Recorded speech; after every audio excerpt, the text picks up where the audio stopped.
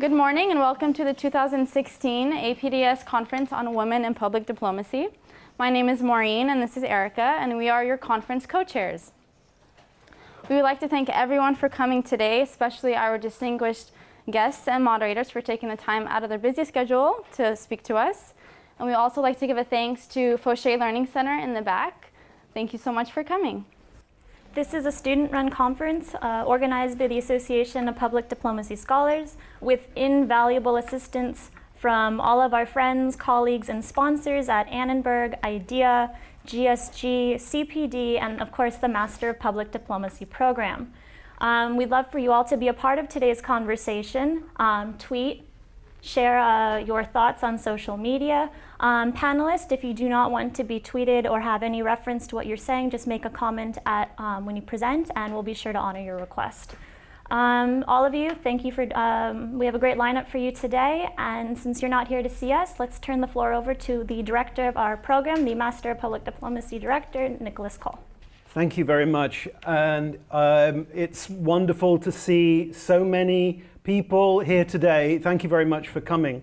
And thanks, Maureen, thanks, Erica, for organizing this remarkable event. And, you know, my chief feeling standing here is one of immense pride in what the master's program is capable of doing year after year, bringing together so many interesting people to talk about important subjects. And it's a fantastic thing. I feel so privileged to be part of this and to be able to learn so much from what you all do and bring to our ongoing conversations. But this is a terrific subject, a terrific lineup of speakers, and just a wonderful thing that you've put together. So many, many congratulations. Let's have another round of applause for our conference directors. I think this is a terrific turnout. It's lovely to have such a full room. And I wanted to say how great it is to see the folks from Fauché Learning Center. Welcome. Now there is, I know, a contingent here from Oxy College, from Professor Shearer's class. So could you wave if you're from Oxy? All right, well done, thank you for coming. And don't be shy about asking for details of the master's program if you are. We're always recruiting, and some of our best students historically have come from the program at Oxy. So, you know, you'd be very welcome to find out more about what we do here. There should be a group here from UCLA. Are you here from UCLA? Yes, right, big, extra big hand. That's all, and thanks as well. Welcome to our other guests. Please introduce yourselves, let us know who you are, and we're looking forward to your participation. It's nice to see some alumni coming back. Lisa, you're in the front row there. So welcome back, alumni. And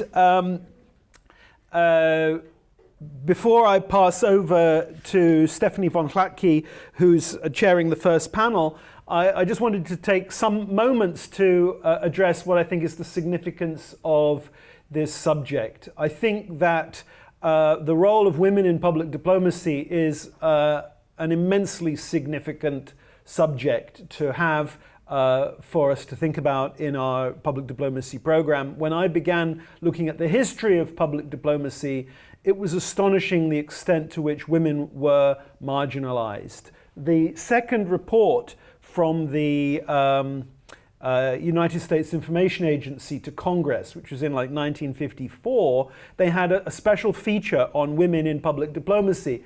And it was all about women who were wives of American diplomats and all the volunteer things they did to help the United States government looking after, running parties for orphans and hosting dinners at the embassy and things like that. And it's wonderful to see how in the decades since then we've moved to it's like a completely different world, where this is not a marginal subject, this is a central subject. And indeed, maybe one of the problems for public diplomacy is that sometimes it is dismissed as being too identified with with women with soft power, and it's not manly enough. And maybe we'll talk a little bit about the way in which something can be gendered and marginalized through being a gendered subject.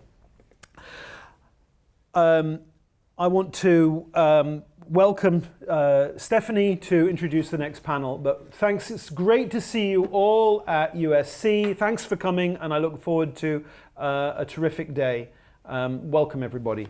Okay, I promise that I won't take too much of your time, but I did prepare very short opening remarks, 5 minutes at most. I'm Stephanie Van Latke. I'm a professor in political studies at Queen's University and the director of the Center for International and Defense Policy there. I have the privilege of spending a term here at USC at CPD on a Fulbright fellowship. And I'm also delighted and honored to be part of this conference. So thank you, Maureen and Erica, for your wonderful and important work. Basically, this issue of women's leadership has been really a central theme in my career, and I just wanted to highlight a few questions that I think are important to ask in the context of a conference like this. For me, the theme of women has been both a research focus. I'm writing a book on the role of women in the armed forces, but it's also been a professional concern of mine, because when you're in the security and defense field and you're a woman, you quickly realize that you've got a bit of a minority status. So it's been a very present concern for me throughout my career. So I look forward to celebrating women leaders today through their presentations, but at the same time, I want to make sure that as we listen to the presentations across the very diverse fields like humanitarian action, foreign service, film, social entrepreneurship, we put the issue of female leadership in a broader and more global context. You may have noticed this, but events that focus on women's leadership have really proliferated across North American campuses recently. And even in the private sector, conferences on women's leadership have become a bit of a lucrative business. You can tell by the registration fees, which are quite exorbitant. And women like Sheryl Sandberg and Anne-Marie Slaughter have become the spokeswomen of the cause of female empowerment, and that has certainly resonated in North America. It resonates also, more broadly speaking, in a global setting. I also think that academia has something to contribute to this discussion as well. You'll notice that on the program you have women talking about public diplomacy, you have women talking about their field of expertise, but they're not necessarily doing so using a gendered lens or gender analysis. So I would encourage you to do that for yourself in the context of this conference, but in the context of your professional trajectory. And what is gender analysis? Gender analysis is essentially asking a series of questions that will uncover the gendered assumption of a particular field. So the types of questions you can ask yourselves are, for instance, are there remaining barriers for women in a particular field? What does leadership look like in my particular organization? Are the experiences of women and men different in my field? And if so, how and why? Those are the types of questions that can lead you to perfect the skill of gender analysis, and I think this is an incredibly important thing to do, whether you're in scholarship, whether you're in academia, or whether you're just entering a new career field. These are important things to be aware of. I also want to emphasize the fact that gender analysis is now a skill that policymakers and world leaders are encouraged to perfect. You may have noticed that the new Canadian Prime Minister, Justin Trudeau, when he unveiled his perfectly gender-balanced cabinet in the fall and was asked why by a journalist, his answer was simply because it's 2015. And so events like these, but also international initiatives like the United Nations Security Council Resolution 1325 on women, peace, and security bring these gendered questions to the forefront. 1325 emphasizes the fact that in conflict, the experiences of women and men may differ, and that this realization must be integrated into our peacemaking tools. There has been Emma Watson's He for She campaign, which is a call on men to take action when it comes to promoting gender equality. And there are many other examples. On Twitter, too, on social media, there have been many campaigns. I'm thinking of the hashtag Women Know Stuff, which is basically a challenge to the practice in conferences where there's all-male panels or manels. And so on social media, the hashtag Women Know Stuff is meant to provide conference organizers with lists of female experts so that they don't have any excuse of organizing all-male panels. And so by having these lists or these binders full of women, as Mitt Romney would say, then they have these women at their fingertips for these types of events. In public diplomacy, specifically, I do think, to echo Professor Call's comments, that we have to ask ourselves if women's voices are heard as loudly as men's voices, and to ask ourselves how diversity can improve public diplomacy messages and strategies. I do think this is an important concern, and the conference today, I think, contributes to this because it showcases the voice of women leaders, and that certainly has the potential of resonating with a domestic audience, but it's very important also to project these examples of female leadership abroad in areas where women may not have the same types of professional opportunities. So I look forward to a lively discussion with the audience. Please don't be shy to ask questions. We're really focused on encouraging interaction between the presenters and the audience members. And I will ask right now the panelists from panel 1 to slowly make their way at the front. And while they do that, I would ask everyone in the room to please join me in thanking the organizers and participants one more time. All right, so me again. Our first panel is on humanitarian action and advocacy. We have 3 presenters. I will introduce each of the presenters prior to their presentation, and then once all the presentations are done, we'll open it up for Q&A. So our first presenter is Margaret Traub, and she is the head of Global Initiatives for International Medical Corps. This is an organization that has delivered more than $2 billion in healthcare relief and training in conflict and disaster zones, and has done so across 70 different countries, a huge global footprint. And as a member of International Medical Corps' emergency response, Ms. Traub has traveled to a lot of those countries herself, including Syria, Lebanon, the DRC, Haiti, the Philippines, and South Sudan.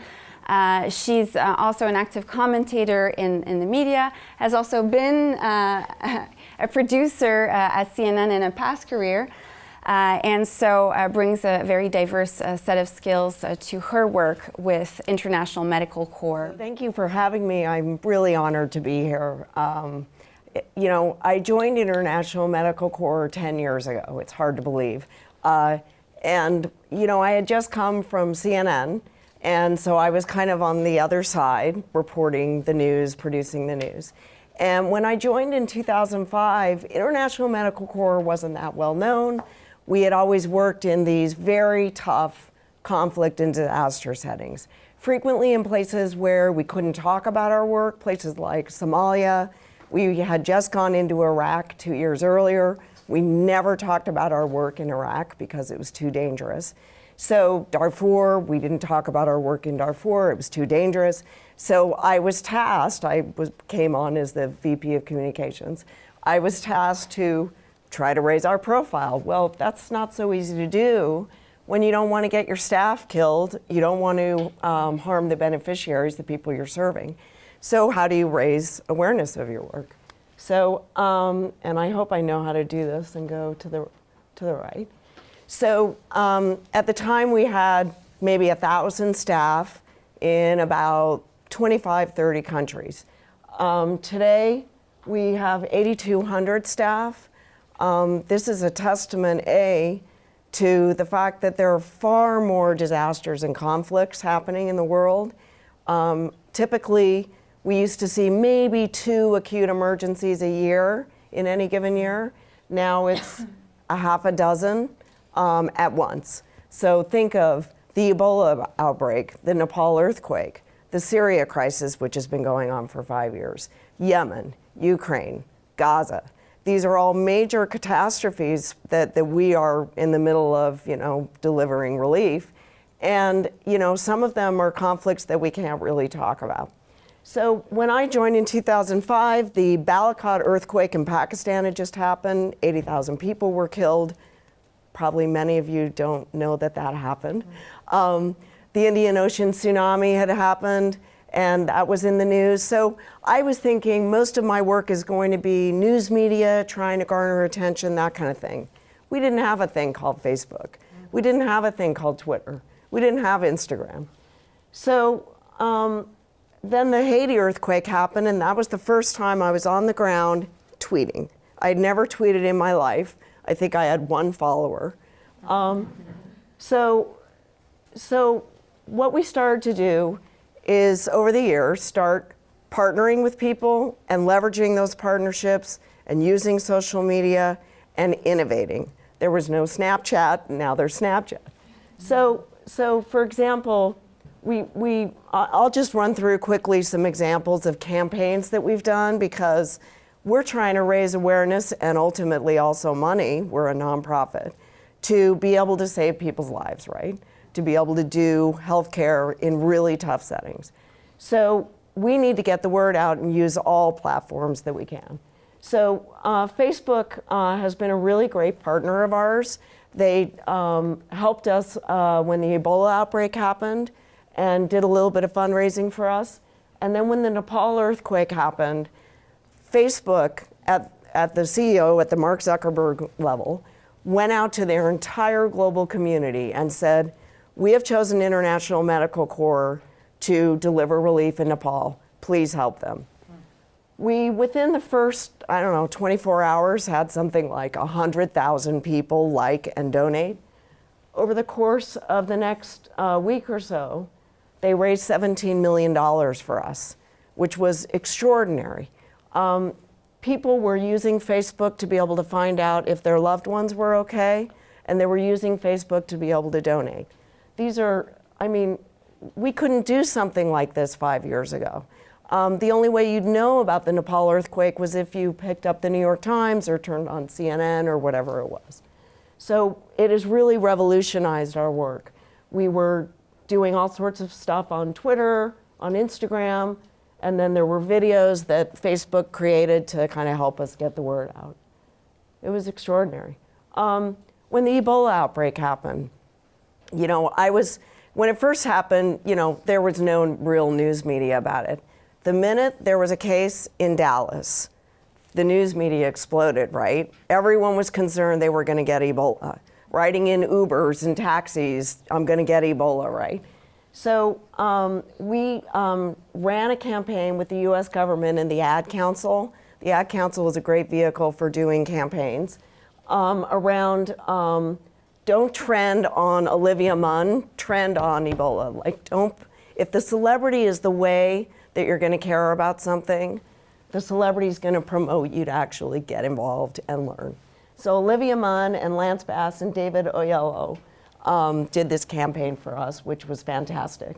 It's been running on Bloomberg constantly for the last couple months as well, on Bloomberg radio stations across the country. So you can see the results, huge impressions.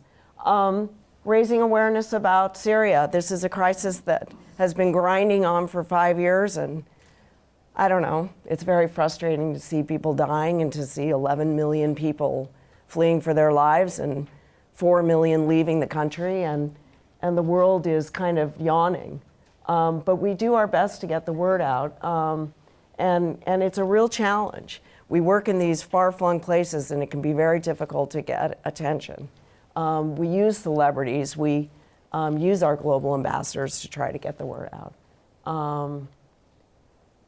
World Refugee Day also, we partner with TOMS to build hygiene kits for people, for refugees. There are lots of ways that we partner with well-known brands to get our brand out, especially if we can't talk about a conflict zone, we can have someone else talk about our work generally. And then finally, we created a thing called Bump Day a year ago, and it completely exploded. It was amazing. It was to promote maternal health and healthy pregnancies worldwide. We partnered with a big supporter of ours named Heidi Murkoff, who wrote a little book called What to Expect When You're Expecting. And I didn't know this, 92% of moms in America, moms and dads in America, buy her book. It's unbelievable. So Good Morning America posted about it. All these people posted pictures of their bumps or of their bumps from times past. And we had 25,000 people post pictures of their bumps. And as you can see, it became the top trending topic on Instagram, Facebook, and Twitter on the same day. It was amazing. So, 54,000 posts using Bump Day. Anyway, so we're always trying to find innovative ways to get people to care about Syria or Ebola or maternal health. And you have to really be creative in using social media, using traditional media, using your partners, using other brands. And so that's it. That's a rundown of what we've been doing. Thank you so much. Very interesting and very impressive. Thank you for the work. Up next, we have Bree Lascota, and she is the Executive Director of USC's Center for Religion and Civic Culture. The CRCC brings together scholars and practitioners to contribute insights into the roles of religions in the public square. Her work specifically focuses on the evolving landscape of religious communities, building capacity among faith communities, and facilitating partnerships between government agencies and faith groups. She is also contributing as a trainer to a USIP program, a peace-building program for emerging leaders in the Middle East and Africa. Thank you for joining us. Thank you. Thank you for having me. It's nice to see Fauché students. About 20 years ago, I was part of a tutoring program at the Fauché Learning Center, and they were great weeks that I spent working with Fauché students. I'm going to tell you a little bit about me. I'll tell you a little bit about our center and then some other work that I do that brings it together. I was born in the Philippines, as you probably guessed. And my parents spent about 4 years living in the Philippines. My dad decided as a poor kid from a rural community in California that he wanted to go to medical school. He could neither afford nor get into any medical school in the United States. And he had the brilliant idea of going to medical school in the Philippines. My mom, bless her heart, decided to go with him. And they had a little kid, and that's where I was born. If you would like to ever complain to a mother who has spent time in the developing world, when I complain about something, she'll say, well, in the Philippines. And so it has put a lot of perspective into my own work. My family was Pentecostal. So I grew up in a pretty conservative, theologically religious home, but one that was incredibly worldly given their experience living in the developing world. I went to an evangelical high school. I came to USC as a undergrad and studied for the first time religion in a secular environment and thought, oh, this is really interesting and different. And when I was applying to graduate school, not really knowing what one does with a religion and history degree, one of my professors said, why don't you go to Hebrew Union College for graduate school? And I said, I'm not Jewish. And he goes, yeah, we know.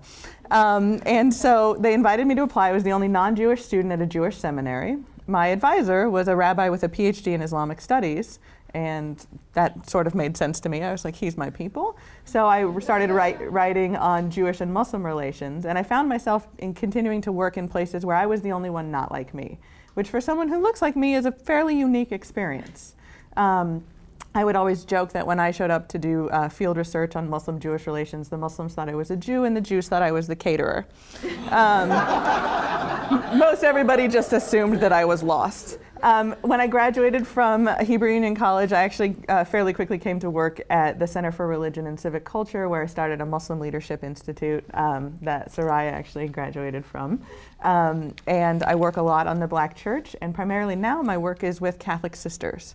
And so we do run the gamut of different religious communities, and I've had the wonderful fortune of being involved in a lot of places that gave me perspective on what it's like to be not me, which I think it helps us inform the way that we see the world. The Center for Religion and Civic Culture was started after the 1992 civil unrest in Los Angeles, where it was really religious leaders who were both talking about the injustice of what had happened, both at that moment in the Black community and also historically, and also calling for and responding to violence within the community. So we started to explore how religion was used, both in moments of crisis and in moments of bringing people together to reweave the social safety nets that were often frayed as a result of things like racism, misaligned policies, and violence. Our work is in Los Angeles. It's also across the US, and then largely in the developing world. My voice is a little bit hoarse because I just got back from our partnership with the United States Institute of Peace. And the United States Institute of Peace has a program called Generation Change. And a lot of the work that we do is there is a policy implication to it, but more than the policy implication, which I think is important and interesting, is about building the local capacity of people who live in day-to-day, in community to solve the day-to-day problems that exist in their backyards. Because if people are given the agency to solve the issues that affect them on a regular basis, they can up-level those skills to think about the things that are important to them as a community, as a neighborhood, as a society, and as a state, and then between states. And so our role is really about thinking about the way that religious communities are embedded in the notion of compassion. It's what drives religion to do most of the work that it does. And religious communities are often the first place that people turn to in the wake of some sort of catastrophe, crisis, or disaster to find hope, meaning, and security. So we take that natural role of religious institutions that are embedded in communities and say, your compassion is fantastic. And yet it is going to be insufficient when you are overly taxed by something that overwhelms your community.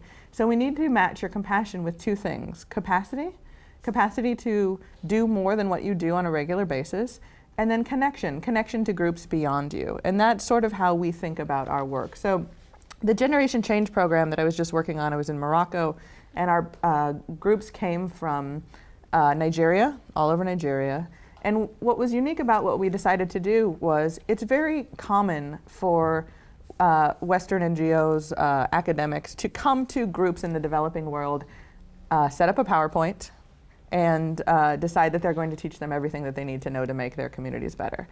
And what we did with Generation Change was something different. One, we have no PowerPoint. My colleague here at USC, Steve Lammy, says power corrupts and PowerPoint corrupts absolutely.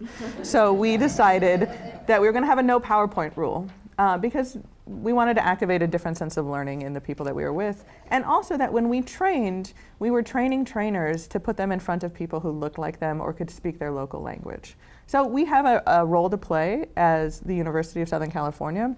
But our role to play is not always at the front of the room. Sometimes it's at the side of the room, in the back of the room, encouraging local actors to be a new symbol for people who are interacting with them so that they can see leadership that looks like them, that experiences the world as they experience, with the kind of technical assistance that we can provide given the resources that we have to make real transformational change. Because ultimately, I'm going to get on a plane, I'm going to go back to my 3 kids who were very upset that I was gone in the first place, and I'm not going to have to deal with the day-to-day problems. But what I can leave behind me is a set of skills, is a scaffold that someone else can build upon.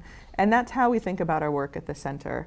And we think that if we build local community capacity, that when the potential for catastrophe happens, it will be mitigated by that capacity. So that not every disaster actually has to turn into a catastrophe. They can turn into other things, which are opportunities for communities to come together and find that they have capacities that they didn't know existed before, and they have resources within them that didn't exist before. I just want to say something about our work with Catholic sisters. So one, it surprises a lot of people that Catholic sisters are women. Catholic sisters are nuns. And on the Ebola issue, it's really interesting. Catholic sisters are often on the front lines of all sorts of difficult problems. So the first blood sample in the 1970s that helped epidemiologists identify Ebola came from a Catholic sister, who was doing work. And so some of the work that women do in this arena, because they aren't traditional actors, right, or they don't come from a policy background, they get overlooked or made invisible. And one of the sort of great joys of the last couple years of my career has been really working with the hundreds of thousands of Catholic sisters that we get to interact with who have taken vows of poverty, chastity, and obedience in order to be of service to people. And we sometimes think that service is not attractive or it's not leadership, but I want to help you as you think about your gender analysis and gender lens. Think about not only the women that potentially look like us up here and the women that look like you in the audience, but the women that you don't see, whose work enables communities that we might never get to touch or are on paths that are off the beaten path for us to live lives of dignity, meaning, and purpose. Because it's really women who are often at the front of that, who stay longer, who are under-resourced, and who uncover amazing resources within themselves and within the people around them to be really transformational. Thank you so much. I definitely see some themes emerging across the presentations. That's very interesting. The third presenter is Milena Ruth. She is from Mozambique and an economist turned fashion designer who also worked for Doctors Without Borders, so she can really do it all. She also co-founded and is currently the president of an organization called the African Millennium Foundation. And the AMF is a non-governmental organization committed to the social and economic empowerment of the people of Africa, with a special emphasis on women. So thank you for joining us, and the floor is yours. Thank you. Thank you for having me. And I think due to the time that we have, I'm going to focus on a particular case example of one of the works that we are doing at this stage. I have with me in the audience a very, very brave young girl from Tanzania, Bibiana Mashamba. If you guys read the LA Times on Saturday, her story was on LA Times. So when we look at the work that we do, this is one of the works that brought me to my knees, and I hope that I'll be able to share with you guys without cracking, because it's not easy. And then I'm hoping that this can also, I would love that their story, what's happening with the albino communities in Tanzania and across Africa, becomes something that we can all rally about and then help stop the killings of and the prosecution of people with albinism. Bibiana, when she was 10 years old, 3 days after they buried her father, some people walked into their home, chopped her right leg and 2 fingers, simply because she is albino. Her sister Tindi stayed under the covers. They were the only albinos in their family. Tindi was 7 years old. She's also in Los Angeles. We brought them to LA. They arrived on April 21st of last year. In May, she got a new prosthetic leg, and she's now in the process of continue to work and getting that prosthetic leg to work at its full capacity. But what's happening is this issue of witchcraft doctors who believe that if you chop a limb of an albino person and take to a witchcraft doctor, you can become rich. So that's really what happened to them. So what one can look here, and also looking at how one can resolve this issue, it's really a poverty-driven crime, also with this myth behind where you can really become rich by taking a limb of an albino person to a witchcraft doctor. So we have to find ways to educate the community, advocate for the rights of people with albinism. And Bibiana and Tindi are really, the main advocates of their own issue. Tindi, at 16 years old today, she writes her own songs about these issues. She writes her own poetry. But this is a case that is not sexy. It cannot trend on social media. LA Times, CNN, Fox, you name it, they wrote their stories. BBC has been talking about this for years. But as I'm speaking today, people in Burundi, in Mozambique, in Malawi, in Tanzania continue to be ostracized, continue to be hunted. So how can we find a way to get this to become something that we can talk about and we can help stop. So I'm hoping that just by speaking about this, and then maybe for some of the points that I got from what your campaign has been done, probably we can pick up something from that, Jermaine and Kennedy. I'm sure you heard that maybe we can help, Bibiana and Tindi, for one day they can go back to their country and then leave us like any of us. So I think in a nutshell, that's what I had to say. So thank you all three for sharing important insights from your work. And one thing that struck me from the last presentation is this idea of best practices or good practices that would be interesting to share across fields. And we can do that throughout the day. But to me, when I look at the campaigns that you've been able to build, the challenge still remains for me of how you translate all that attention into action. And so I was wondering if you could maybe highlight some of those strategies for the audience in the first instance, and then perhaps speak to the fact that we're all women sitting at this table, and if you think that women have some sorts of comparative advantages in the work that you do. So I'm going to throw this on the table. Sure. I'll start. So I have two main thoughts about that. One is, you asked about kind of translating outputs or successes into real success, right?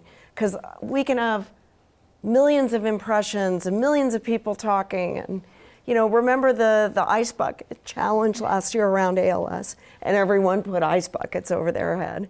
But in many cases it didn't mean, ALS raised a lot of money and that's wonderful. But in many cases people didn't really take action beyond that. It was just a fun thing. The Syria crisis is a perfect example. Humanitarian action without political solutions can't necessarily move the needle. We can mend people's wounds, we can help refugees who have fled the country, who are in many cases were lucky enough to flee the country. The unlucky ones are unable to flee, either because of economic reasons or whatever. And so it really poses a problem of how do you actually make impact? Because we often work in places where we've been working there for a long time. South Sudan, we've been there for 20 years. So I don't necessarily have the answers for, I welcome anyone who has an answer to Syria. I don't think that person exists. But I think that you always have to be asking yourself when you do these campaigns, what is my goal? What is going to be success? What do I hope to do? If I haven't done it, what can I keep doing to make it happen? And we have to constantly ask ourselves, have we done enough? Facebook, stepping up and helping us with Nepal, we have to constantly say, are there other things we should be doing? It requires us to reflect on ourselves and make sure that we're, delivering relief with dignity. You were talking about training. Training is at the core of what we do. Most of our staffs worldwide are from the local communities, about 96%. So I think it really requires you to be self-critical about your results.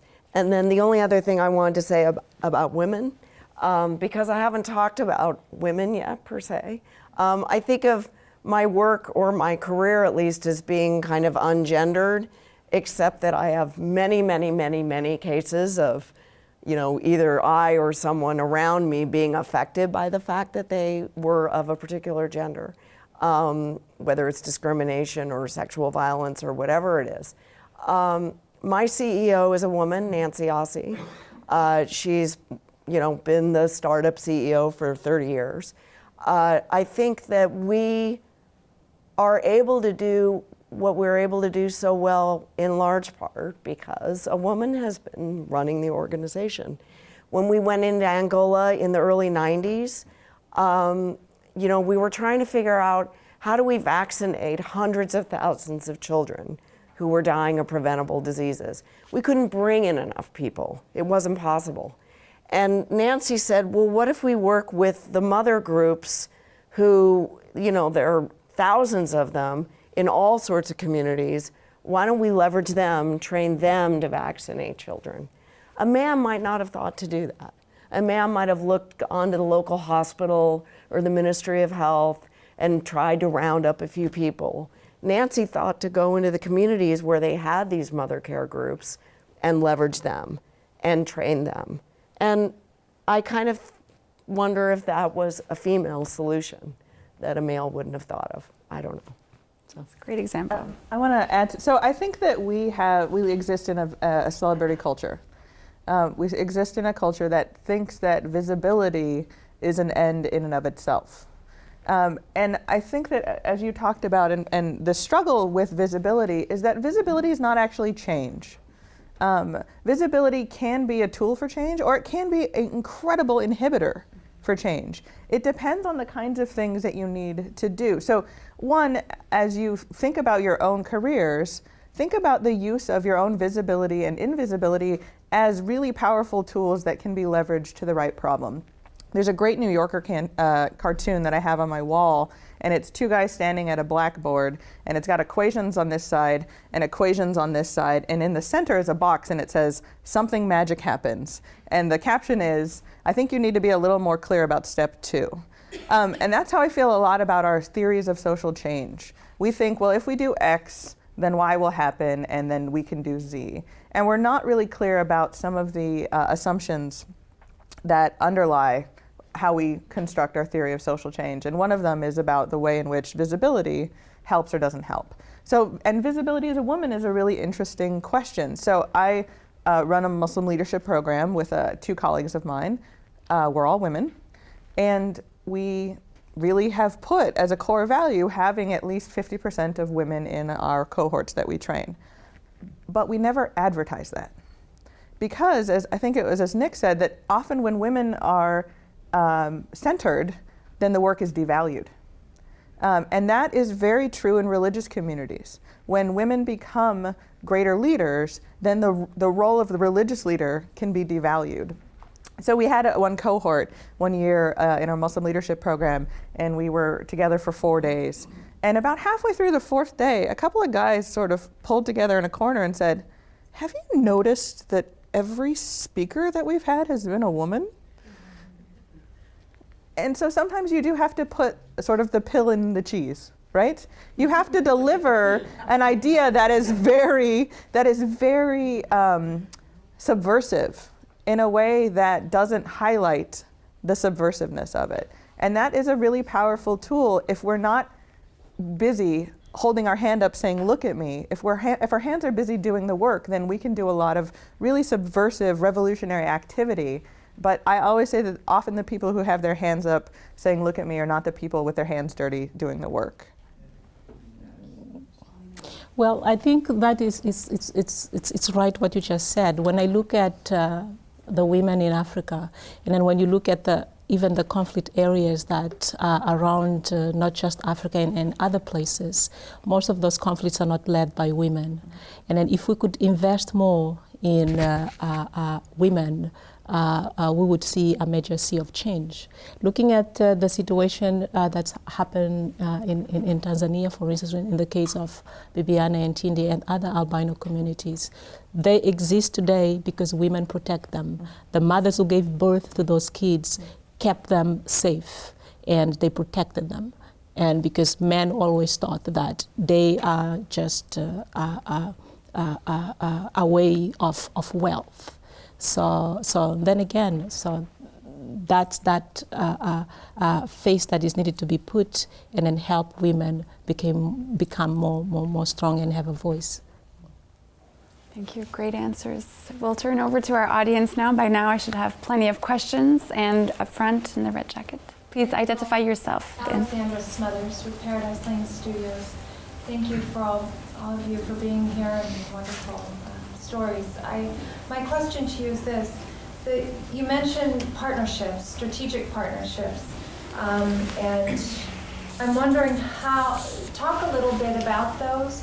You mentioned media partners, but as you go along, even if it's individuals, communities, governments, companies. I'm curious to know a little bit more about that and how you inspire them to take action, which is a sort of a follow-up to what you were just asking. Well, I would say, I think of partners, like you said, as being multiple kinds of stakeholders. In Haiti, when we first deployed after the earthquake happened, right when the earthquake happened, one of the first things we did was try to pin down a local partner who is already there and may need some help. As you all probably remember, it was such a devastating, catastrophic event that many of the local relief workers were killed or were compromised. So a lot of the agencies that were on the ground were no longer able to operate. So we started working with a group called Hope for Haiti, and they needed pharmaceuticals and doctors and training, and we needed, the local footprint of how to get around, where should we go, where are the needs. So while I was on a plane, my colleagues in DC and in LA were already orchestrating a partnership. And so when we landed, we went looking for them and literally ran into them as we were, treating some patients. And that's one example, which we do. I mean, in the Philippines, we partner with the US Navy. They wanted to be able to get doctors and nurses out to the outlying areas. They had helicopters, but they didn't have doctors and nurses. So we provided the doctors and nurses, and they were the chauffeur.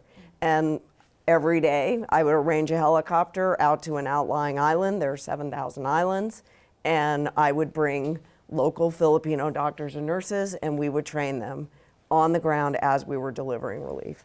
So, I think it can take all kinds of guises, but the key is that your local community matters more than you do. I mean, it's what do they think they need?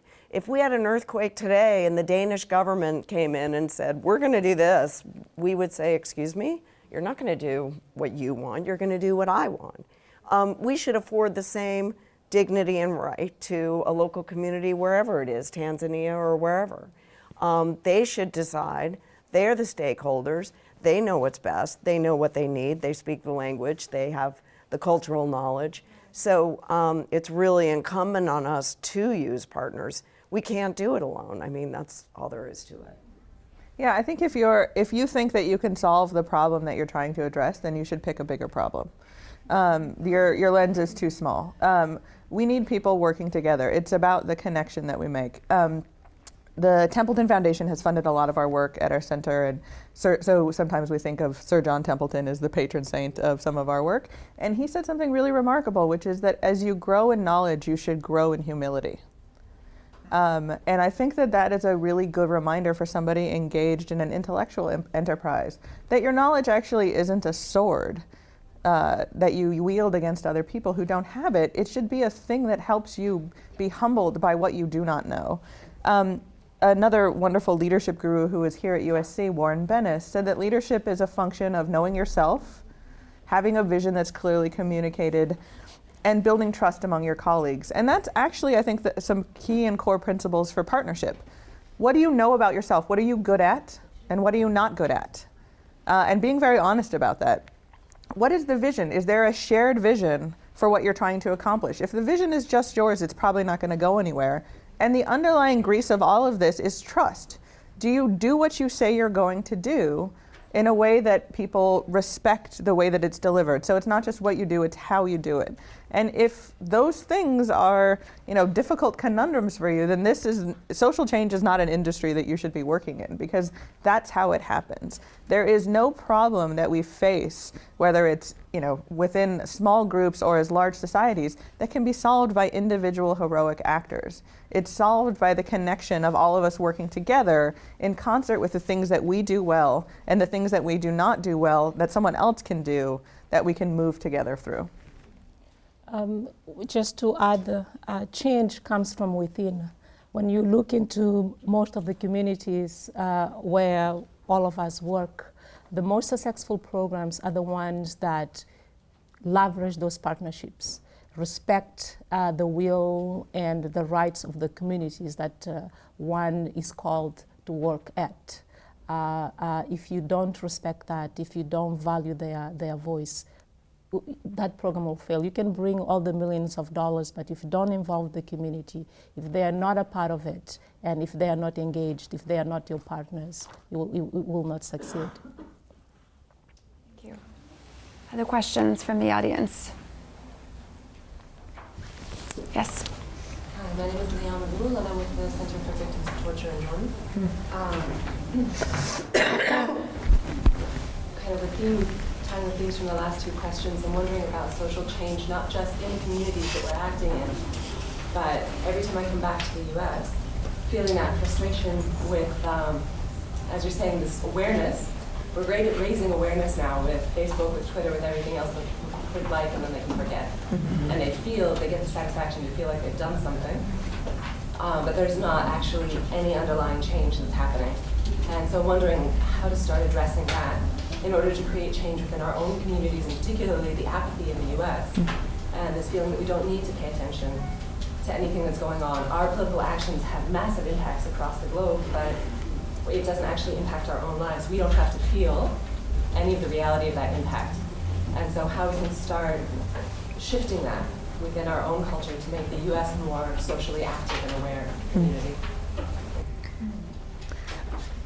I'll say something about that, because I see a lot of criticism of people's behavior online. And I think sometimes that is legitimate and it's real.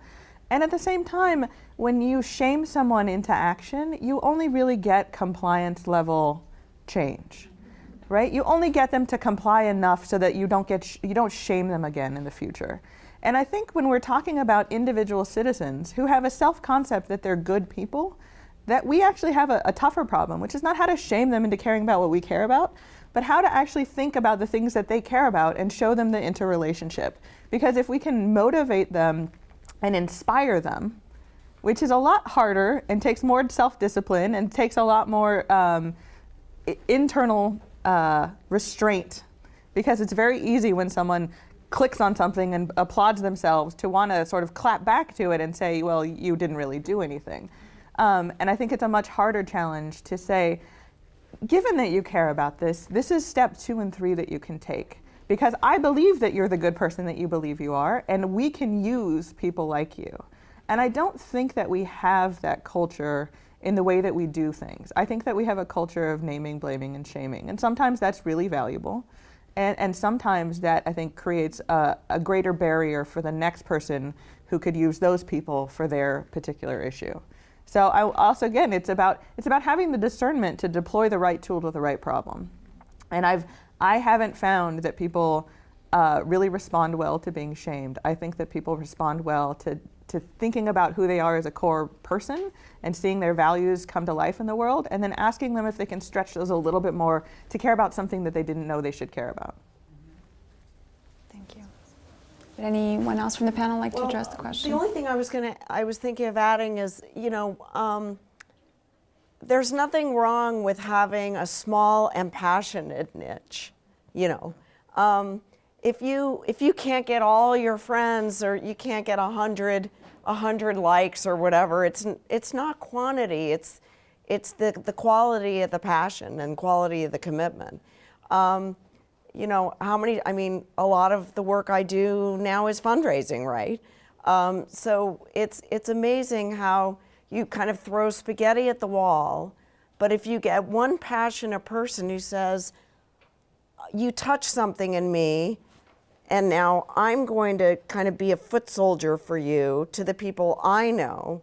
So it's again, not trying to get everyone to love you, but to get the right people to take the right steps. And it might be money, it might be that person making a connection for you that will help you to do your work.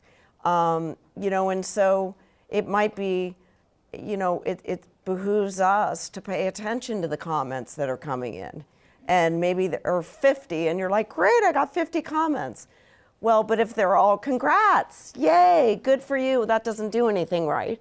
It's the one who says, well, but have you thought about this? Or someone who's actually critically analyzing it, and that's your person, you know? And so you have to almost be more focused in a way, and look for those engagers. We have time for maybe one last quick question. So maybe the gentleman in the fourth row. Coming off of this question that you asked, what about individuals who I guess like want to, I guess how do you reach out to individuals, sort of like the ALS example that you guys described earlier, that people kind of like push this issue into the limelight because it was fun, or perhaps because it was part of anger. Like, what's the value of having individuals who just think it's, I guess, like cool or in vogue to focus around a particular issue? Is there a certain value to that? Should people, I guess, like people who are trying to incorporate some sort of change, focus on individuals, and can that turn into perhaps some change on in the field? Well, absolutely. I mean, I think if, you know, I remember in the Philippines, we were getting followed by a Facebook page for a particular island that was really reaching out saying, we need help, we need help, we need help, we can do this, and they were engaging with us on social media and urging us to come and help them. And, I think that, with ALS, I mean, the agency that, I guess it's the ALS Society, I honestly don't know. All of a sudden they have the names of hundreds of thousands of people who have donated. And then you continue to do outreach to them. They go into your database. You start to really, really cultivate those people as supporters. And then you can kind of win them over and hold on to the ones who really are committed to that cause. But as you cultivate people, you start to realize who is really committed and who isn't. And nonprofits, this is what they do. They crunch the numbers. They have sophisticated database systems to be able to analyze who are the people who are engaged with them and why are they engaged and how do we keep them engaged. I think we should also disabuse ourselves of the notion that if something isn't good for everything, then it's good for nothing. Because we have a sort of all or nothing mentality. And there's a long-running saying that the good should not be the enemy of the perfect, or the perfect should not be the enemy of the good. Look, if somebody wants to do something that is positive and takes us from where we are to where we need to be, and they just go here, then, Baruch Hashem, Hamdulillah, and God bless them, we want them to make that step. That doesn't mean that they have gotten to the destination, and it doesn't mean the destination is the same for all of us. But let's find the ways that we can encourage positive behavior, because there are so many people encouraging negative behavior from everyone. So what if we just changed our lens a little bit to say, what's the one step everybody could take in this direction? Rather than, their analysis of this is critically lacking in the fact that it doesn't represent my orthodoxy.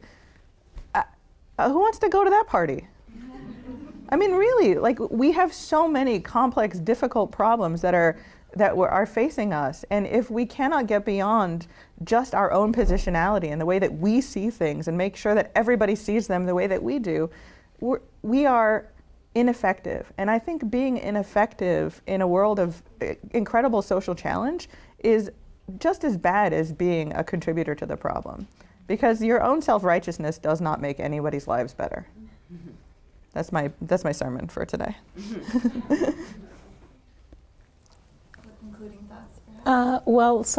Probably tagging back to his question about a visible person and the change that can make in our campaigns.